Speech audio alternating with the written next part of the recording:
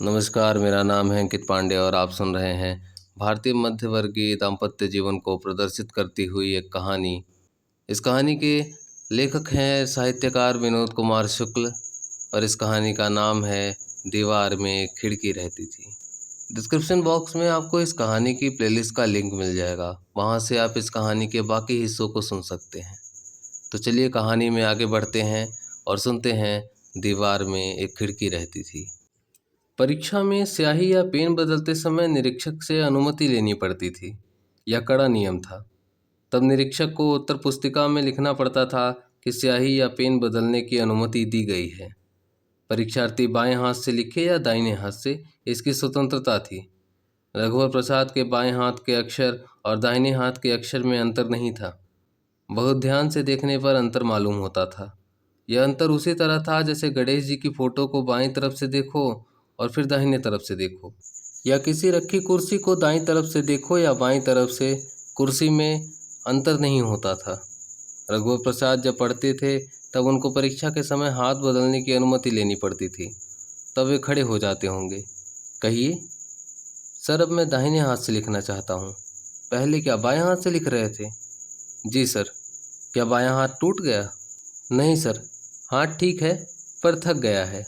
निरीक्षक को कुछ समझ नहीं आया होगा। आप दाहिने हाथ से भी लिख सकते हैं? जी सर। अधिक बात करने से परीक्षा का समय जाया होता है, इसलिए वहाँ उनसे अधिक बहस नहीं की थी। अभी आप कुछ देर बाएं हाथ से लिखिए, मैं मुख्य निरीक्षक से पूछ कर बताता हूँ, कहकर वे साथी निरीक्षक से अनुमति लेकर मुख्य निरीक्षक के पास जाएंगे। एक परीक्षार्थी बाएं हाथ से लिखते लिखते अब दाहिने हाथ से लिखने की अनुमति मांग रहा है। अनुमति दे दें? बाएं हाथ से लिखते लिखते दाहिने हाथ से क्यों लिखना चाहता है? कहता है बायां हाथ थक गया है, इसलिए दाहिने हाथ से लिखेगा। जो दाहिने हाथ से लिखते हैं वे तो दाहिने हाथ से ही लिखते रहते हैं। हाथ थक जाता है तब भी दाहिने हाथ से लिखते रहते हैं। मैं तो वर्षों से दाहिने हाथ से ही लिख रहा हूँ। मैं भी दाहिने हाथ से लिखता हूँ। दाहिने हाथ में चोट लग जाए तो भी दाहिने हाथ से ही लिखना पड़ेगा, नहीं तो परीक्षा नहीं दे पाते। बाएं हाथ के बाद दाहिने हाथ से कैसे लिखा जा सकता है? जिनके हाथ नहीं होते वे पैर से लिख लेते हैं। हाथ से लिखने और पैर से लिखने में यह पहचान आता होगा सर कि यह हाथ से लिखा है और यह पैर से। जैसे हाथ पहचान में आ जाता है कि हाथ है और पैर पहचान में आ जाता है कि वह पैर है। मुंह से ब्रश पकड़कर चित्र बनाने में के बारे में मैंने पढ़ा है। मुंह से बनाई कोई भी झोपड़ी हो तो झोपड़ी देखकर यह कैसे पता चलेगा यह मुंह से बनी झोपड़ी है या हाथ से? शायद मुंह से अच्छी ना बनती हो, हाथ से भी खराब बनती है। सचमुच की झोपड़ी मुंह से अच्छी नहीं बनेगी। विद्यार्थी तो वही है, चाहे वह बाएं हाथ से लिखे या दाहिने हाथ से। चाहे ना लिखे, उसे अनुमति दे दीजिए और रघुवर प्रसाद को परीक्षाओं में दोनों हाथ से लिखने की अनुमति मिल जाती होगी। रघुवर प्रसाद दूसरे लड़कों से अधिक लिखते होंगे। वे पढ़ने में होशियार थे और अच्छे नंबरों से पास हुए होंगे। रघुवर प्रसाद ने साधु से कहा, मेरा छोटा भाई आने वाला है, क्या उसे एक दिन हाथी पर बैठाकर घुमा दोगे? रघुवर प्रसाद की पत्नी का भी मन था कि वह हाथी पर बैठकर घूमे। उन्होंने पत्नी का नाम नहीं लिया। मैं अचानक एक दिन चला जाऊंगा, साधु कहेगा। क्या हाथी पर जाओगे? हाथी अचानक एक दिन नहीं जा सकता। वह जिस दिन जाएगा रोज की तरह जाएगा। यह तब कैसे होगा? तुम हाथी पर सवार होगे, रोज की तरह जाते हाथी पर सवार तुम अकेले कैसे जाओगे? हाथी के साथ तुम भी रोज की तरह चले जाओगे। हाँ, मैं हाथी पर सवार होकर अचानक नहीं जा सकता। घोड़े पर अचानक जा सकते हैं? घोड़े पर थोड़ा अचानक जाया जा सकता है, पूरा अचानक नहीं। रात के अंधेरे में या दिन के सुनसान में कुछ अचानक हुआ जा सकता है, पर आजकल अंधेरा एकदम अंधेरा नहीं होता और दिन का सुनसान एकदम सुनसान नहीं। मैं घोड़े पर जाता हुआ दिख जाऊंगा। घोड़े की टाप की आवाज़ खड़बड़ दूर से सुनाई देगी। जितना सुनसान दिन और रात में होगा, खड़बड़ उतनी दूर तक सुनाई देगी। फिर जाना दिख जाएगा। हाथी तो दबे पांव चलता है, दौड़ेगा तो दबे पांव। उसके गले में घंटी नहीं है, उसके आने की आवाज़ नहीं होगी। वह इतना बड़ा है कि छुप नहीं सकता, वह दिख जाएगा। घोड़े को कुछ छुपाया जा सकता है, हाथी को बिल्कुल नहीं। पर घोड़े की आवाज़ आड़ में नहीं छुपती। आड़ में खड़े रहेंगे तो कब तक रहेंगे? और जाना कैसे होगा? वेश बदल कर अचानक नहीं जा सकते। कोई नहीं पहचानेगा और लगेगा कि तुम अचानक चले गए। मैं अपना वेश बदल लूँगा, पर घोड़े और हाथी का वेश कैसे बदलूँगा? हाँ, घोड़े का वेश नहीं बदल सकते, हाथी का भी नहीं। आदमी दाढ़ी मूछ मुड़ाकर बदल जाएगा, कपड़े बदल लेता है तो वेश बदल लेता है। युवा बूढ़ा हो सकता है, लंगड़ा लूला अंधा बनकर वेश बदल सकते हैं। अच्छा होता था हाथी को ऊंट बनकर कुछ दूर तक ले जाते, फिर बैल बनाकर बैलगाड़ी में चले जाते। हाथी को बहुत छोटा हाथी बनाकर झोले के अंदर रखकर रेलगाड़ी बस से अचानक चले जाते। घने जंगल में वे छुप सकते हैं। हाँ, पर छुपकर बनारस जाना है तो मैं जंगल में हाथी समेत छुप जाऊंगा। जंगल में बनारस की तरफ चलता रहूंगा। जंगल तो थोड़ी दूर इतना बड़ा है, बनारस तक इतना बड़ा नहीं है। जंगल के बाद गांव शहर या खुला मैदान होगा, तब नहीं छुप सकूंगा। जंगल में छुपकर बनारस जाने का एक ही तरीका है कि जंगल भी साथ साथ बनारस चले और जंगल के अंदर हाथी चलता रहे। तुम वेश बदल लो, फिर हाथी पर बैठकर चले जाना। लोग सोचेंगे कि हाथी पर कोई दूसरा चला गया। पत्नी खाना बनाने की तैयारी कर रही थी। रघुवर प्रसाद दरवाजा खोलकर बाहर खड़े थे।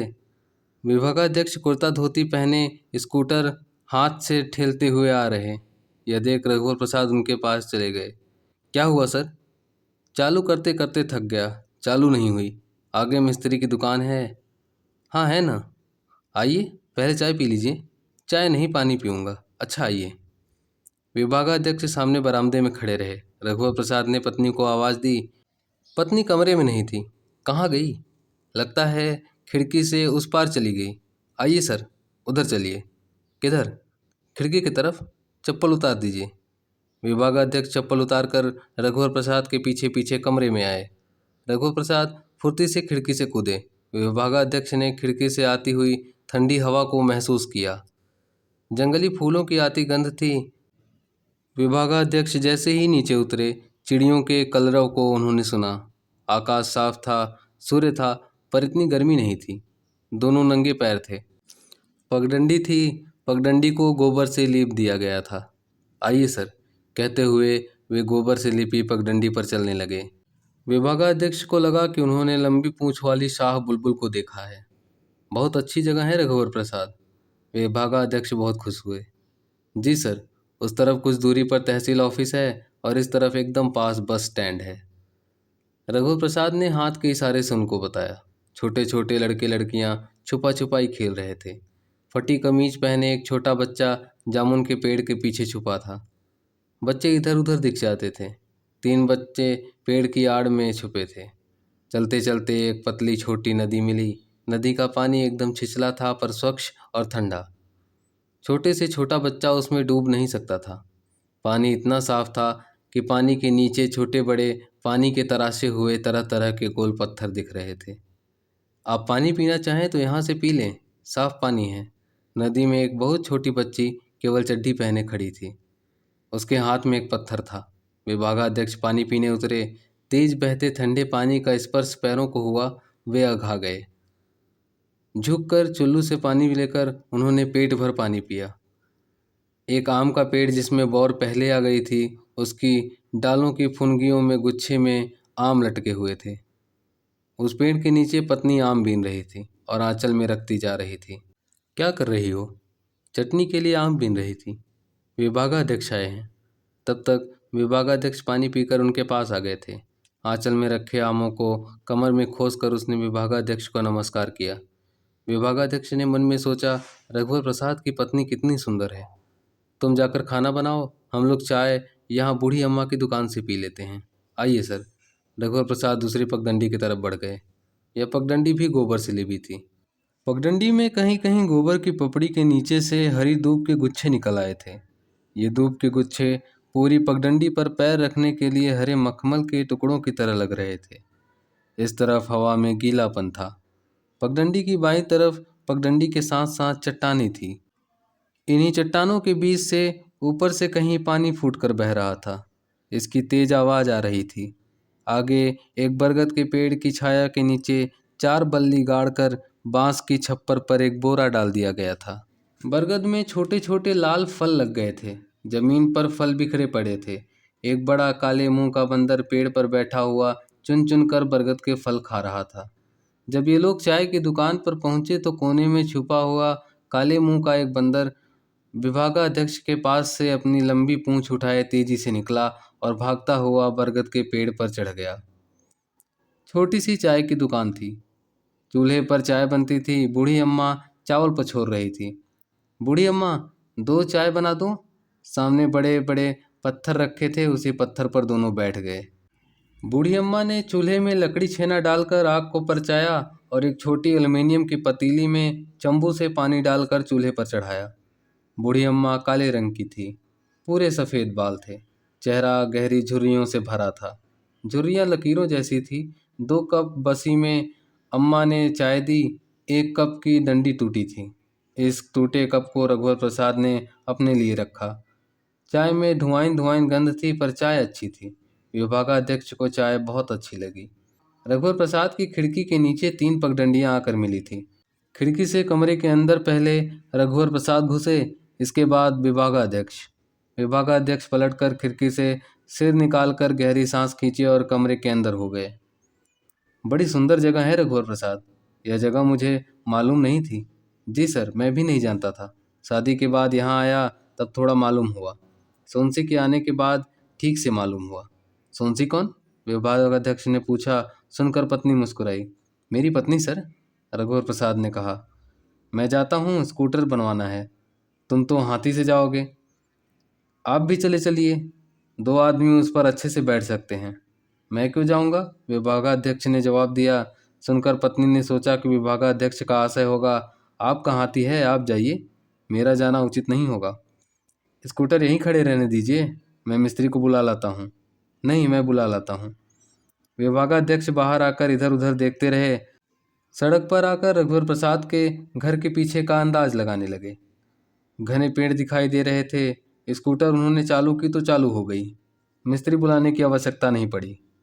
स्कूटर से जाते हुए भी वे रघुवर प्रसाद के घर के पीछे की तरफ देखते रहे कि शायद उन्हें पेड़ों में बरगद पीपल दिख जाए, बरगद के नीचे की बूढ़ी अम्मा की चाय की दुकान दिख जाए, बहती हुई पतली सुंदर नदी दिख जाए। ऐसा कुछ नहीं दिखा। और एक गंदा नाला उन्हें दिखाई दिया, जो उन्होंने पहली बार देखा था। उन्होंने सोचा कि आज शाम पत्नी बच्चों के साथ इस तरफ आएंगे। दूसरे दिन छुट्टी थी।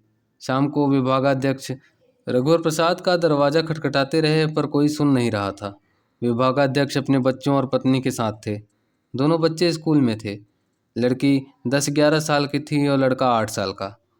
पत्नी सिर पर पल्लू डाले विभागाध्यक्ष के साथ खड़ी थी। दरवाजे के खटखटाने से एक के बाद एक आजू बाजू के दोनों दरवाजे खुले। दाहिने हाथ की तरफ पड़ोसन ने पूछा, नहीं सुन रहे हैं? हाँ, विभागाध्यक्ष ने कहा। विभागाध्यक्ष थके से थे, जैसे बहुत देर तक पैदल घूमते रहे हों। पूरा परिवार थका हुआ लग रहा था। विभागाध्यक्ष की पत्नी बहुत दुबली पतली थी, शायद अधिक थक गई थी। छोटी लड़की थाली पर 4 गिलास पानी लेकर आई। दूसरे बाजू की पड़ोसन स्त्री भी हाथ में 2 गिलास पानी लेकर आ गई थी। लड़की को पानी लाते देखकर हंसकर वह अपने दरवाजे के पास खड़ी हो गई। चारों ने गिलास खाली कर दिया तो बच्चे ने पूछा, और पानी पियोगे? नहीं, दोनों बच्चों ने कहा। गिलास लिए वह मुस्कुराते हुए चली गई। खाली गिलास थाली पर इकट्ठा करते हुए लड़की ने कहा, खिड़की से पीछे चले गए होंगे, इसलिए नहीं सुन रहे। विभागाध्यक्ष ने अपनी पत्नी की तरफ इस तरह देखा जैसे वे झूठ नहीं कह रहे थे। पत्नी ने विभागाध्यक्ष से लड़की की तरफ इशारा करते हुए कहा, इनकी खिड़की से पीछे की तरफ जा सकते हैं क्या? जरा पूछ कर तो देखो। मैं नहीं पूछता, विभागाध्यक्ष ने कहा। फिर उन्होंने बच्चों से कहा, चलो कल छुट्टी है, कल फिर आएंगे। रुको, कहकर विभागाध्यक्ष दाहिने तरफ से मकान के पीछे की ओर गए तो उन्होंने एक तरफ 3 टट्टियाँ देखी। फिर दूसरी तरफ गए, वहाँ पीछे झाँका तो घूरा था। विभागाध्यक्ष जब स्कूटर पर बैठ रहे थे तो उन्होंने पत्नी से कहा, नदी का पानी मीठा और ठंडा था। गिलास का पानी भी ठंडा था, लड़की ने कहा। हाँ, नदी का पानी होगा, लड़के ने कहा। स्कूटर पर जब विभागाध्यक्ष बैठ रहे थे तो लड़की ने पिता से पूछा, काले मुंह का बंदर था या लाल मुंह का? काले मुंह का। इस तरफ लाल मुंह के बंदर नहीं होते। बंदर नचाने वाले लाल मुंह के बंदर नचाते हैं।